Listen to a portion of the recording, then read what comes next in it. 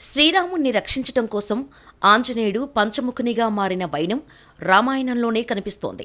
ఆనాటి నుంచే ఆంజనేయుని పంచముఖునిగా కొలుచుకునే సంప్రదాయం మొదలైంది. మైరావణ వృత్తాంతం. రామాయణంలో రావణుడు సీతను అపహరించటం, సీతను తిరిగి అప్పగించమంటూ రాముడు పంపిన రాయబారం బెడిసికొట్టడం తెలిసిందే. సీతను చేజిక్కించుకునేందుకు రామరావణుల మధ్య భీకర సంగ్రామం మొదలవుతుంది. రాముడు సాధారణ మానవుడే కదా అనుకుంటూ పోరులోకి దిగిన రావణుడు యుద్ధం గడుస్తున్న కొద్దీ తన సైన్యం పలచబడిపోవటాన్ని చూసి ఆశ్చర్యపోతాడు. తన కుమారుడైన ఇంద్రజిత్తు సైతం యుద్ధంలో నేలకూలడంతో బెంబేలు పడిపోతాడు. వెంటనే పాతాళలోకానికి అధిపతి అయిన తన బంధువు మైరావణుని సాయం కోరుతాడు.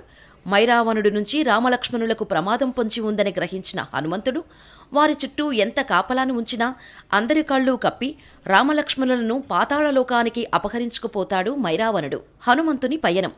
రామలక్ష్మణులను వెతుక్కుంటూ తాను కూడా పాతాళానికి చేరుకుంటాడు హనుమంతుడు. అక్కడ మైరావణుని రాజ్యానికి రక్షగా నిలుచున్న మకరధ్వజుడు అనే వింతజీవిని చూస్తాడు.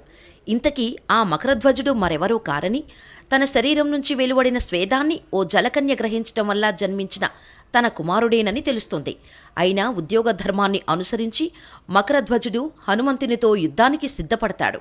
ఇరువురి మధ్య జరిగిన భీకర పోరులో హనుమంతునిదే పైచేయి అవుతోంది. మైరావణుని సంహారం.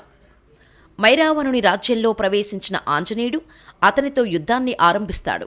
కానీ ఒక ఉపాయాన్ని సాధిస్తే తప్ప మైరావణునికి చావు సాధ్యం కాదని తెలుసుకుంటాడు. మైరావణుని పురంలో 5 దిక్కులా వెలిగించి ఉన్న దీపాలను ఒక్కసారిగా ఆర్పితే కానీ అతనికి చావు మూడదని తెలుస్తోంది.